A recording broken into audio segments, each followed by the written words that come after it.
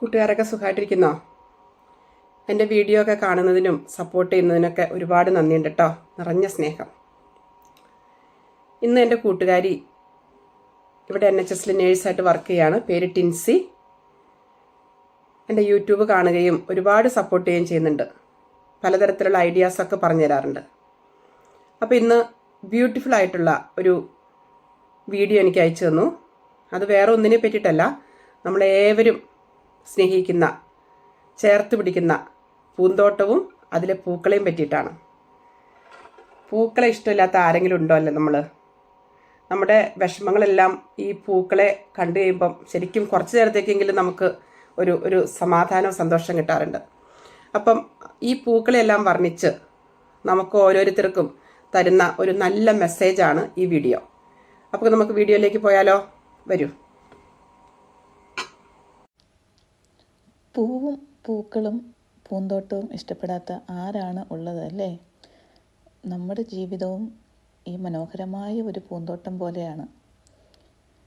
നാട് വിട്ട് പ്രവാസികളായി ജീവിക്കുന്ന നമ്മൾ മലയാളികൾ പലതരത്തിലുള്ള പൂക്കൾ കാണുന്നുണ്ടല്ലേ? പക്ഷേ നമ്മുടെ ചെറുപ്പം മുതൽ നമ്മൾ കണ്ടു വളർന്ന നമ്മുടെ വീട്ടുമുറ്റത്തെ ആ പൂക്കളുടെ സൗന്ദര്യം ആസ്വദിക്കുമ്പോൾ കിട്ടുന്ന ആ ഒരു സന്തോഷം, അത് ഒന്ന് വ്യത്യസ്തമല്ലേ? റോസാപ്പൂവും ചെമ്പരത്തിപ്പൂവും ബന്ദിപ്പൂവും അങ്ങനെ വിവിധങ്ങളായ നിറത്തിലും വർണ്ണത്തിലും ആകൃതിയിലുമുള്ള പൂക്കൾ നമ്മുടെ മനസ്സിന് കുളിർമയേകുന്നത് എത്ര സന്തോഷം നിറഞ്ഞ ഒരു കാര്യമാണല്ലേ? ജീവിതം എന്ന് പറഞ്ഞു കഴിഞ്ഞാൽ സാധ്യതകൾ നിറഞ്ഞു നിൽക്കുന്ന ഒരു പൂന്തോട്ടത്തിന് തുല്യമാണ്. ആ പൂന്തോട്ടത്തിൽ നമ്മൾ ഓരോരുത്തരും വിടരാൻ വെമ്പി നിൽക്കുന്ന ഒരു പൂമൊട്ട് പോലെയാണ്. ഒരു ചെടി നട്ട് നല്ല സൗരഭ്യം പരത്തുന്ന ഒരു പൂ വിരിഞ്ഞു കിട്ടണമെങ്കിൽ ആ ചെടിക്ക് വളരാനുള്ള എല്ലാവിധമായ സാഹചര്യങ്ങളും പരിപാലനയും നമ്മൾ കൊടുക്കേണ്ടിയിരിക്കുന്നു. അതുപോലെ തന്നെയാണ് നമ്മൾക്കും. നമ്മളാകുന്ന വ്യക്തിത്വം വളർന്ന് മറ്റുള്ളവർക്ക് സൗരഭ്യം പരത്തുന്ന, മറ്റുള്ളവർക്ക് സഹായം ചെയ്യുന്ന ഒരു വ്യക്തിത്വമായി നമ്മൾ മാറണമെങ്കിൽ നമ്മൾക്ക് പറ്റുന്ന സാഹചര്യത്തിൽ നമുക്ക് വളരാനുള്ള സാഹചര്യങ്ങളും പരിപാലനയും നമ്മൾക്കും അത്യാവശ്യമാണ്. നമ്മൾ ഓരോരുത്തരും നമ്മൾ വിശ്വസിക്കണം. എന്താണ്?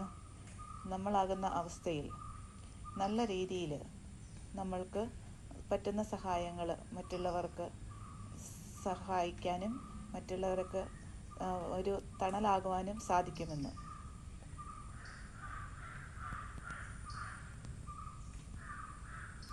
നമ്മുടെ ഓരോരുത്തരുടെയും ജീവിതയാത്ര വ്യത്യസ്തമാണ്. ആ ഒരു ജീവിതയാത്രയിൽ നമ്മൾ പല പ്രതിസന്ധികളെയും നേരിട്ടുന്നവരാ.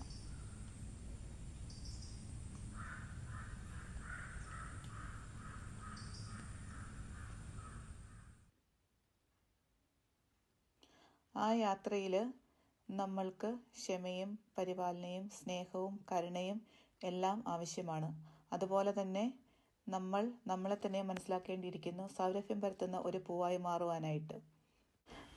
നമ്മളിൽ തന്നെ സൗരഭ്യം പരത്തുന്ന ഒരു പൂവായി, അല്ലെങ്കിൽ ഒരു വിടരുന്ന ഒരു പൂവായി മാറണമെങ്കിൽ നമ്മുടെ ജീവിതത്തിൽ നമ്മൾ ബുദ്ധിമുട്ടുകളും പ്രതിസന്ധികളും നേരിടുമ്പോൾ തളർന്നു പോകാതെ, നമ്മൾ പ്രതിസന്ധികളിൽ തളർന്നു പോകാതെ ധൈര്യം അവലംബിച്ച് നമ്മുടെ ഉൾക്കരുത്ത് തിരിച്ചറിഞ്ഞ്, നമ്മളുടെ ശക്തിയെ തിരിച്ചറിഞ്ഞ് ഊർജം ആർജവിച്ച് നമ്മൾക്ക് മുൻപോട്ട് പോകാനായി സാധിക്കുകയാണെങ്കിൽ നമ്മളിൽ തന്നെ പുഷ്പിച്ച് മറ്റുള്ളവർക്ക് സഹായം ചെയ്യുന്ന, മറ്റുള്ളവർക്ക് സൗരഭ്യം പരത്തുന്ന ഒരു പൂവായി മാറുവാനായിട്ട് നമുക്ക് സാധിക്കും. അതിന് ഏറ്റവും അത്യാവശ്യമായ ഒരു കാര്യമാണ് നമ്മളുടെ ഉൾക്കരുത്ത്. അതുപോലെ തന്നെ നമ്മളെ തന്നെ സ്നേഹിക്കാനുള്ള ഒരു കഴിവ് നമ്മൾ വളർത്തിയെടുക്കുക എന്നുള്ളത്. അതുപോലെ നമ്മൾക്ക് വളരാൻ കിട്ടുന്ന ഓരോ സാധ്യതകളെയും നമ്മൾ തള്ളിക്കളയാതെ, അത് നമ്മൾ ഏറ്റവും ആവശ്യമായിട്ട് ഏറ്റവും സഹായകമാകുന്ന രീതിയിൽ നമ്മൾ ആ ഒരു സാഹചര്യത്തെ നമ്മൾ വളർത്തിയെടുക്കുക. നമ്മൾ പ്രകൃതിയിലേക്ക് നോക്കുകയാണെങ്കിൽ എത്രയോ പൂക്കൾ നമ്മൾ കാണുന്നു അല്ലേ? വളരെ വ്യത്യസ്തമായ വളരെ നിറത്തിലും ഭംഗിയിലും ഉള്ള പൂക്കൾ നമ്മൾ കാണുന്നു. പക്ഷേ അവരാരും മത്സരിക്കുന്നില്ല. ഒരു റോസാപ്പൂവിന് ഒരു റോസാപ്പൂവായിരിക്കാൻ മാത്രമേ സാധിക്കുകയുള്ളൂ. അതിനെ ഒരിക്കലും ഒരു സൂര്യകാന്തി ആകുവാനോ അല്ലെങ്കിൽ ഒരു ഡാലിയ പൂവാകുവാനോ സാധിക്കുന്നില്ല. അതുപോലെ തന്നെയാണ് മനുഷ്യരാകുന്ന നമ്മുടെ ഓരോരുത്തരുടെയും ജീവിതവും. നമ്മൾ ഓരോരുത്തരും വ്യത്യസ്തരാണ്. പക്ഷേ നമ്മൾ അടുത്തുള്ള ഒരാളെ പോലെ ആകുവാനായിട്ട് നോക്കുമ്പോൾ, അല്ലെങ്കിൽ നമ്മൾ അവരുടെ ജീവിതം അവരുടെ കോപ്പി ചെയ്യാനായിട്ട് നോക്കുമ്പോഴാണ് നമ്മൾക്ക് പ്രതിസന്ധികൾ ഉണ്ടാകുന്നത്. അല്ലെങ്കിൽ നമ്മൾ പല സമയങ്ങളിലും നമ്മൾ പരാജയപ്പെട്ടു പോകുന്നതും, അല്ലെങ്കിൽ നമ്മൾ ദുഃഖത്തിലാഴ്ന്നു പോകുന്നതും, വിഷമഘട്ടത്തിൽ ആയി പോകുന്നതും, നിരാശയുടെ പടുകുഴിയിലേക്ക് വീണു പോകുന്നതും എല്ലാം. പൂക്കൾ ഒരിക്കലും തങ്ങൾ പുഷ്പിക്കാൻ പോവുകയാണെന്നോ അല്ലെങ്കിൽ ഞാൻ മുട്ടിടാൻ പോവുകയാണെന്നോ ഞാൻ ഫലം പുറപ്പെടുവിക്കാൻ പോവുകയാണെന്നോ ഒന്നും ഒരു പ്രഘോഷണവും ചെയ്യുന്നില്ല.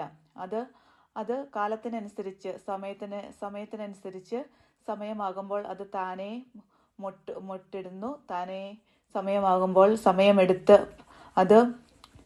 അത് പൂ വിരിയുന്നു, സൗരഭ്യം പരത്തുന്നു.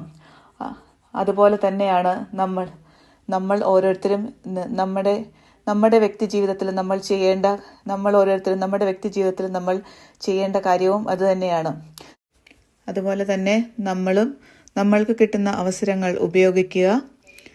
പൂക്കൾ സൗരഭ്യം പരത്തുന്നത് പോലെ സ്നേഹവും കരുണയും സന്തോഷവും സഹാനുഭൂതിയും മറ്റുള്ളവരിലേക്ക് ഒരു സുഗന്ധമായി ഒരു സൗരഭ്യം പരത്തുന്ന നല്ലൊരു പൂവായി മാറുവാനായിട്ട് നമ്മൾക്ക് എല്ലാവർക്കും സാധിക്കട്ടെ.